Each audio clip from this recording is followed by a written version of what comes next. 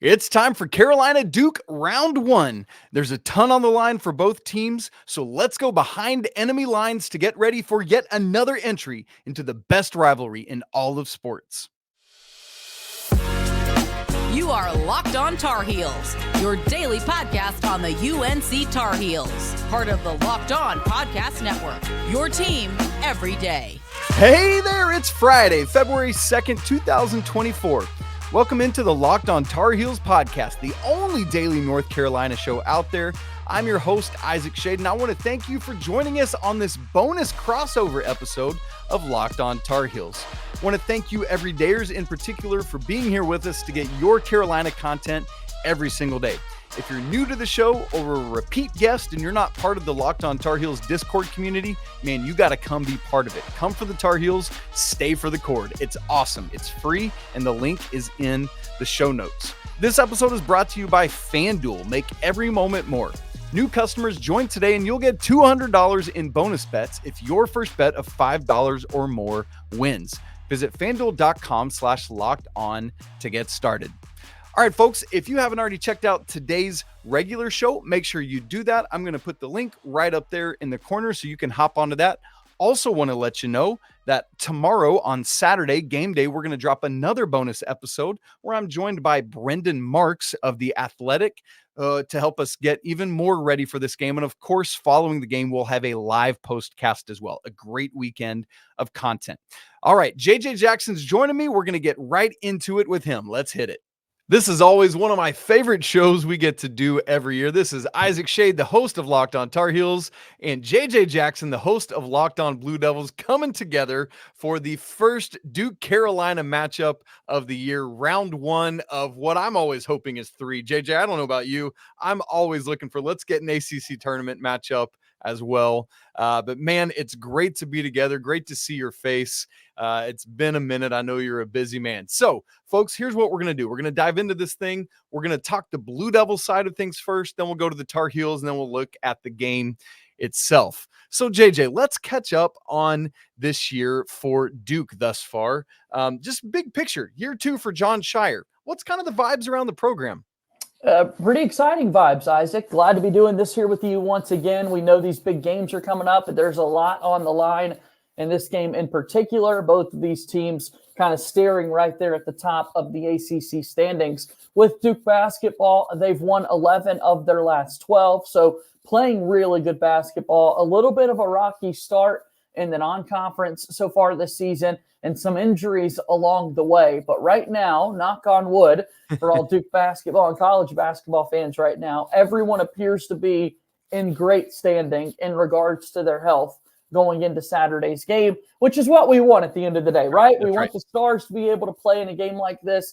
And clearly, when you've watched Duke this season, they have been at their best when everybody is available. This is a Duke basketball team that we'll talk about, but Jon Scheyer very frequently talks about having 6 starters on this team night in, night out. It's really difficult to predict which 5 will get to start and then who becomes that 6th starter that's still going to play 25, 30 minutes a game. But yeah, all in all, I think there are a couple of games you'd love to have back if you're Duke, but this is a really fun and exciting team that I certainly have enjoyed watching all year long. Yeah, both schools would like to get back down to Atlanta and see if they can do better against the Yellow Jackets there. Well, JJ, you just said it, 6 starters. For those who haven't necessarily been tracking perhaps with Duke all year, list those guys out and just a little snippet on each of them maybe. Yeah, no, 2 front court players that you're familiar with for North Carolina fans, having watched them play last season. They're both sophomores, and Kyle Filipowksi, the ACC preseason player of the year, 7 feet tall, you know his inside-out game that he's got. And then additionally, Mark Mitchell as well, the lefty kind of 3-4 type player who's Duke's best defender all in all, I would say, out there. He's had a really tough start to the year shooting the basketball, but is starting to pick it up as of late, which is a really positive sign for him. So those are the 2 guys on the interior. And then it's a backcourt that's made up of 4 guards. And again, there are only 3 other spots to look at. So wait, you're telling me that in basketball, you can only play 5 guys at a time? Yes, they have not changed the rules. JJ, this is bonkers. We've changed a lot, right? We've got NIL and the transfer portal and all these other big changes, but still only 5 guys out on the court at once. So With Mark Mitchell's injury, there were moments where Duke did play just Kyle Filipowski and then 4 guards surrounding him. So truly a team that's got 6 starters. But those 4 guards, of course, the senior leader, a senior captain, and Jeremy Roach, who's playing absolutely incredible basketball. If there was not a player in Chapel Hill by the name of RJ Davis, the entire country would be talking more about Jeremy Roach and kind of all-American buzz, one of the top guards in the conference, because he's been that special this season for Duke. Another familiar name in the sophomore Tyrese Proctor from Australia, who's back, reclassified a year early, similar to Elliot Cadeau. So glad to see Proctor back yet again for another season. He's had a couple of injuries along the way, but he is really heating up at the best time of the year. And then two true freshmen, in Caleb Foster and Jared McCain. Both those guys offer a little bit different things on the offensive end of the floor. I love shooting, Isaac, and it doesn't get better than Jared McCain out there and how much joy he plays the game of basketball with. So those 6 guys right there, Filipowski, Mitchell, and then the guards, Roach, Proctor, McCain, and Foster, a really good bunch for this Duke basketball team. JJ, let me ask it to you this way. If you were John Shire, you'd be a better looking man than you already are. You'd make more money than you do. But thirdly, what 5 would you roll with if you were the man in charge of making that starting 5? Yeah, I think, and I would predict that it's going to be this way on Saturday, simply given how Monday night went against Virginia Tech, in that Caleb Foster played the fewest minutes of the bunch. I think Duke is finally at a place where Proctor and Roach, who have had injury concerns and have missed a couple of games with nagging ankles or knee injuries along the way, they both appear to be good to go. And then just Jared McCain's shooting ability is unbelievable and such a big energy type player for the Duke team. I think he has absolutely earned the right to be out there on the floor. And then while the 4-guard lineup has certainly worked for Duke at times, I think there's just too much value in what Mark Mitchell can do on the defensive end of the floor, rebounding the basketball. And then, of course, we have to have Kyle Filipowski out there because he's incredible. That's right. He sure is. JJ, you talked about Mark Mitchell, and from the outside looking in, everyone saw the social media thing from his dad and that whole scenario. And I think from the outside looking in, some people probably thought like, oh, there's consternation inside the ranks.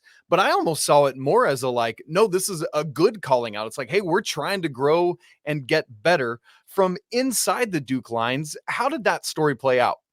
Yeah, I mean, certainly the outside world was talking about it a little bit, but nobody really addressed. I mean, Mark Mitchell was asked about it directly following the very next game and talked about, look, my dad is my dad. He's not me. He's allowed to say what he wants to say. Keep it moving, and did not pay much matter to it. So everybody has their own different way of motivating their children, I guess.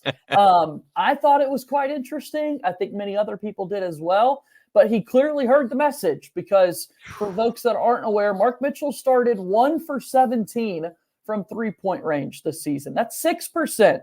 He shot about 36% last year, so about 30% better. And as of late, he's on a run of hitting like 5 of his last 9 or something like that from the outside. So clearly going in the right direction. He's not forcing as many shots from the outside, and he's still an efficient scorer when he puts his head down and just kind of gets to the rim, offensive rebound putbacks and that sort of thing. It seems like such a healthy way to handle that is just make it a nothing burger and look, it is what it is. Let's move on. People just end up making bigger things of it than they need to. No kidding. With that. JJ, one final question here before we kind of switch chairs. You mentioned all the various injuries, and like you said, I'm right with you, man. I never want people to be out. I'm all for these young men being on the court all over the country, because we want to see the best players play in the biggest games. How do you think that the various injuries and guys in and out has either benefited and or hurt this team so far? I think it's taught us about this basketball team in terms of the depth, which is a big picture kind of takeaway from this, Isaac. I think that this was a perfect opportunity for a few more of the younger guys on the Duke basketball team to take a step forward and to get more put on their plate. And for whatever reason, for each of them individually, that just hasn't turned in to be a whole lot. We got news earlier this week that two sophomores in Jaden Schutt and Christian Reeves both underwent surgeries that ended their season. Now they're both looking at kind of the redshirt possibility and what their futures might look like. Thought they could factor in after having 1 year of college basketball under their belt, playing more this year for Duke. And then it's Duke, right? They've got a lot of other freshmen that are ready to contribute and ready to play, whether that be somebody like TJ Power or Sean Stewart. And they've come along the way a little bit, but still not a whole lot has been asked of them as much. And then you've got two other guys in Jalen Blakes and Ryan Young. Ryan Young has certainly carved out a role for himself. He was spectacular earlier this week against Virginia Tech. But just, again, not somebody that's asked to do so much for this Duke basketball team. And Jalen Blakes, as we've gotten into ACC play, has really kind of been absent, has not been a part of what Duke's trying to do. So I think the injuries have taught us this, that Duke feels really good about those 6 starters and maybe 1 or 2 more, but for whatever reason, not too deep of a basketball team, which I think could hurt them in the long run. But if they all do stay healthy, they're showing night in and night out that this is one of the top teams in the country. All right. Duke's depth at Ken Palm right now is using their bench 29.7% of the time. That's 223rd in the country. But as we can talk about in just a second, that's still more than the Tar Heels are using their bench. Speaking of which, we know now we're caught up and ready for Duke. We're going to switch chairs. I'm going to be in the hot seat. JJ will pepper me, and we'll do that in just a second. Right after I tell you that this episode is brought to you by FanDuel. Happy Super Bowl lead up to all those who celebrate from FanDuel, America's #1 sportsbook. If you're like me, if you're like JJ, look, Super Bowl Sunday is all about finding a great seat, getting some good food and drinks, hanging out, watching everything that's going on, and maybe getting in on the prop bets. Honestly, it's so fun. Right now, the line for the game, 49ers -1.5, but there's so many ways that FanDuel has that you can end your season with a W. Not only can you bet on who will win Super Bowl 58, but FanDuel also has bets for which players will score a touchdown, how many points will be scored, and so much more.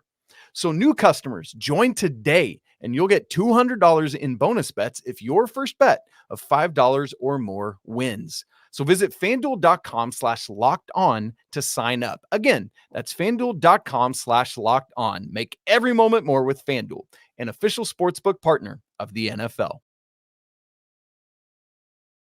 This is a Locked On crossover episode here on the Locked On Podcast Network. I'm JJ Jackson, the host of the Locked On Blue Devils podcast, joined by Isaac Schade. He hosts Locked On Tar Heels, and we are ready for the first game on the basketball floor in this 2023-2024 season between these two schools. As we talked about a little bit earlier, anytime Isaac and I get to chop it up about these two teams, it's always a whole lot of fun. We know we get it once during football season, and then we're also getting a chance to do it 2 times in basketball. And who knows if an ACC tournament matchup will be on the horizon, and now we've seen it in the NCAA as well. So anything can happen.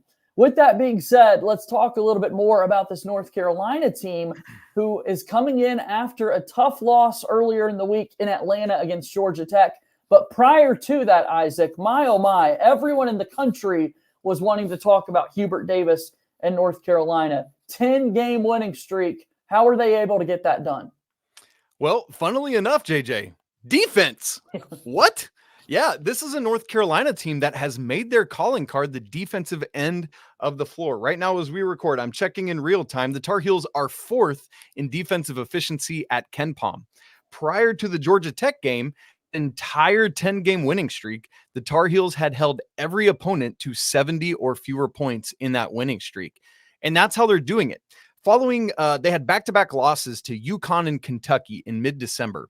After that, they had a little bit of a break before playing Oklahoma and went about making some defensive changes, specifically with guarding screen action, pick and roll action, and that's been working really well. I think a lot of people will remember Jeremy Roach's kind of game-winning layup in the first matchup last year, the game in Cameron, and his post-game comments were, I knew they weren't talking, they weren't communicating, and I was going to get a layup out of it. And it was so true. That's part of what this team you would not see happen this year. They're talking better, they're communicating more. And while the offense is strong, they're 19th in the country in offensive efficiency. It's the defense that is the calling card for these Tar Heels. You take a look at this North Carolina team, and similar to Duke, there are two names that we really know in this North Carolina squad that have had their moments individually in this Duke and UNC rivalry, and then a lot of new faces that Duke fans have seen throughout the course of the year, but have not seen contribute to the greatest rivalry in college basketball. So let's talk about those two guys that we do know, namely Armando Bacot and RJ Davis. The seasons that they're having so far for the Heels, Isaac, has been what? How would you describe them? Kind of reversed from who they've been, previously in their careers. 2 years ago, Armando Bacot was the man for the Tar Heels, the guy that's the only player in NCAA history to have double doubles in all 6 NCAA tournament games. Like that kind of stuff is what he was doing. This year, it's RJ Davis that has taken the helm. He's stepping up in not only his on-court play, but also just his voice as a leader. He's finding that for the first time in his career.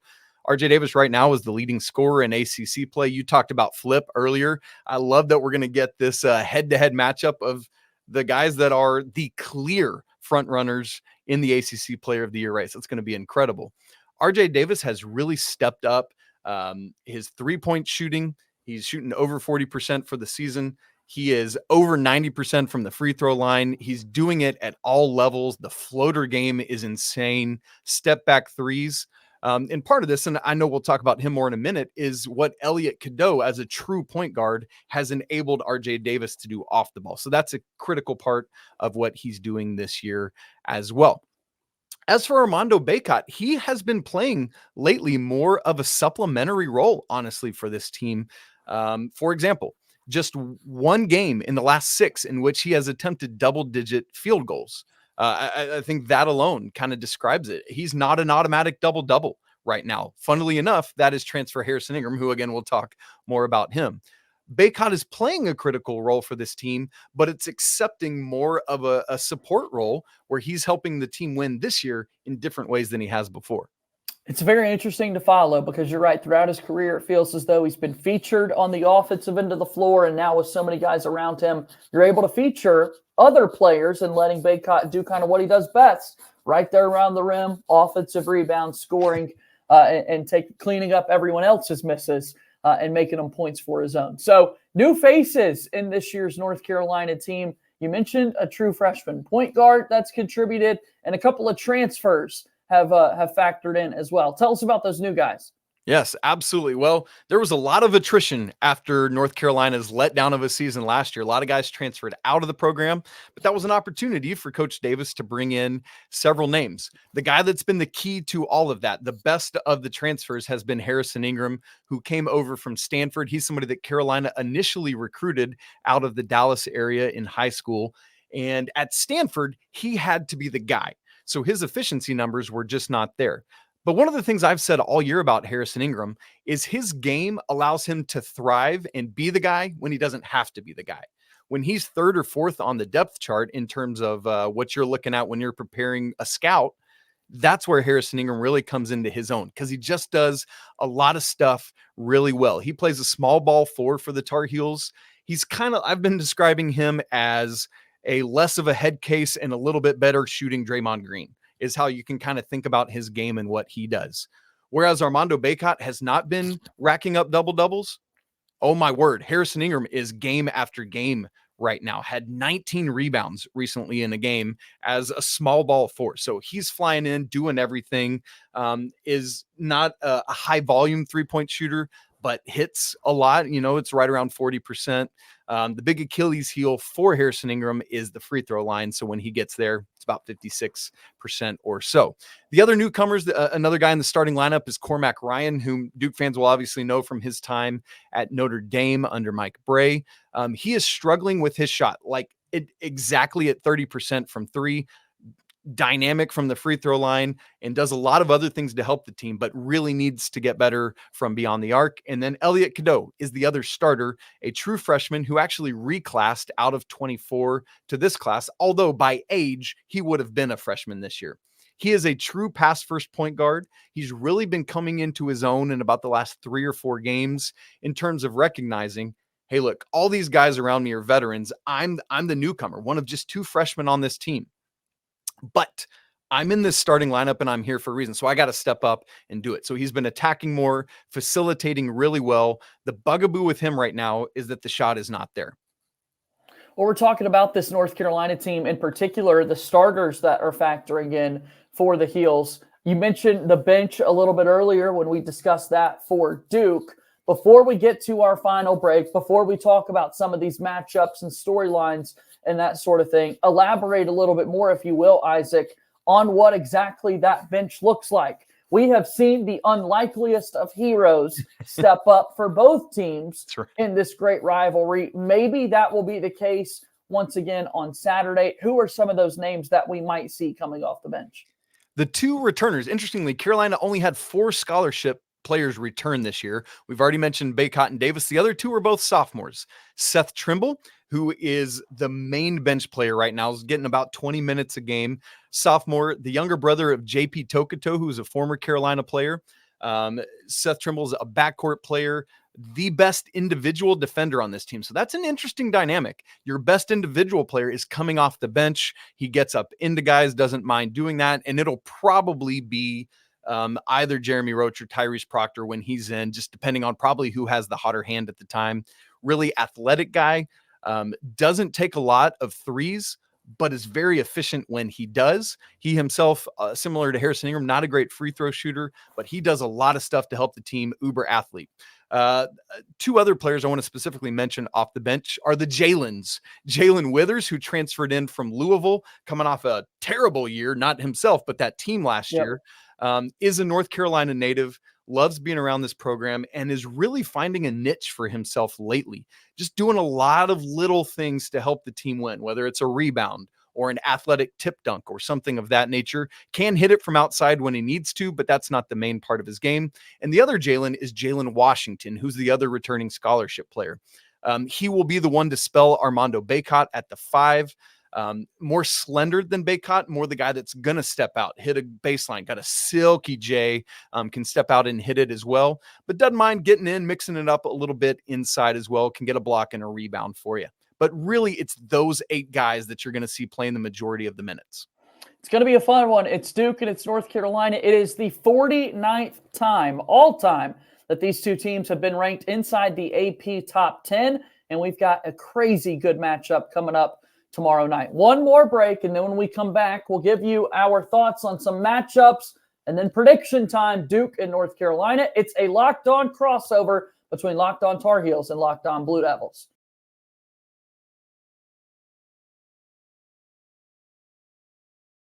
Isaac, we got to wrap things up here. We got to talk about Duke and UNC.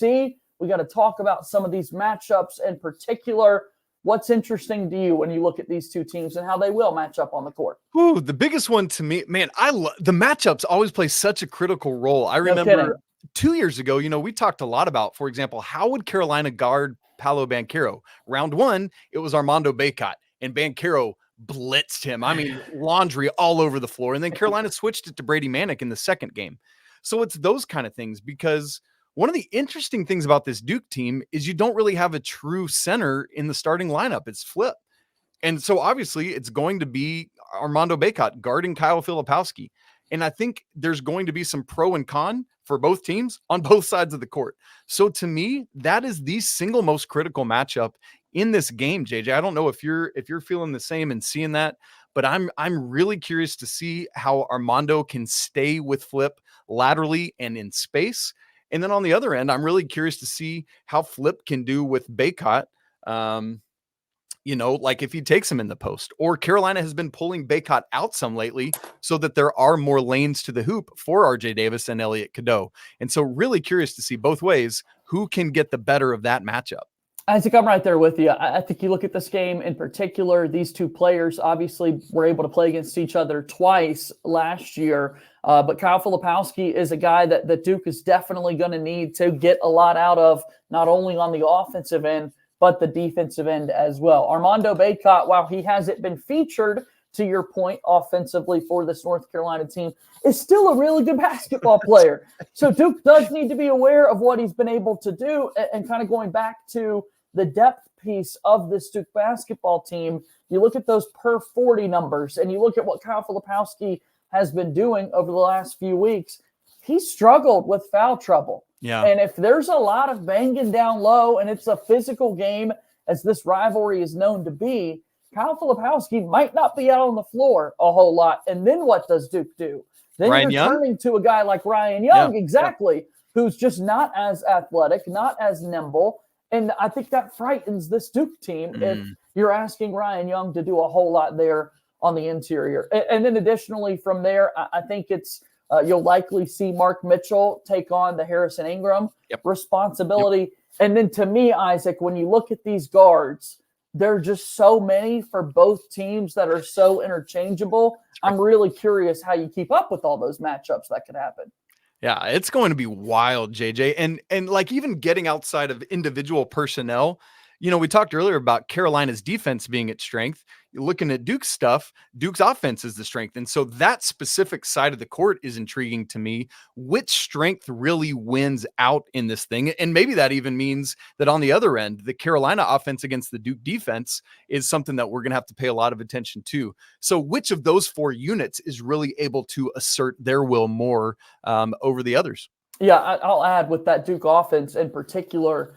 Typically, if you look at the last decade plus of Duke basketball and you look at all the top 10 picks and the one and done factory that it has turned into from time to time, you think about running and gunning and just getting up the floor as quickly as you can and let's be athletic as possible. That has not been the case with this Duke team at all. And you could argue that they've got the athletes to do that. But you go back to Monday night this week in a game against Virginia Tech.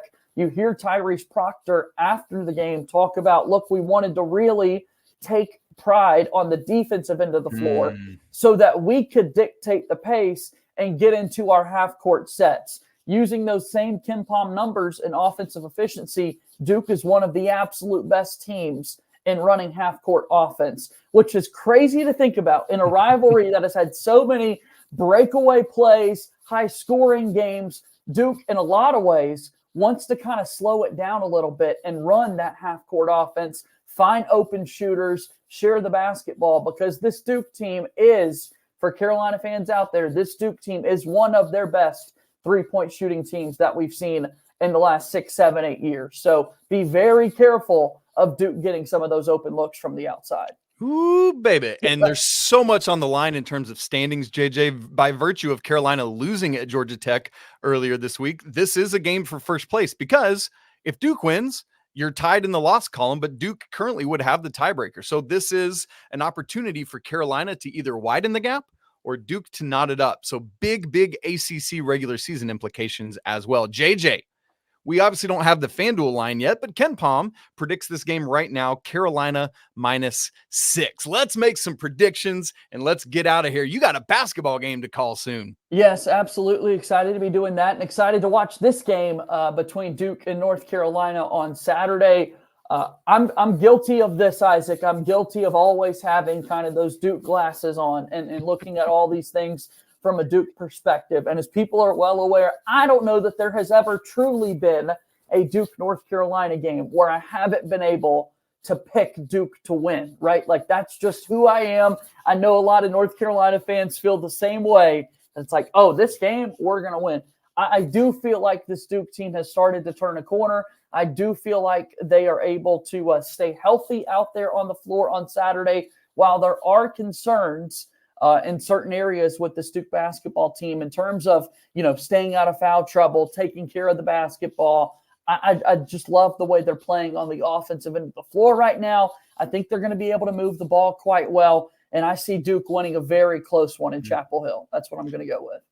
I love it. Listen, JJ, I'm putting my colored glasses on as well. Let's be honest. Please do.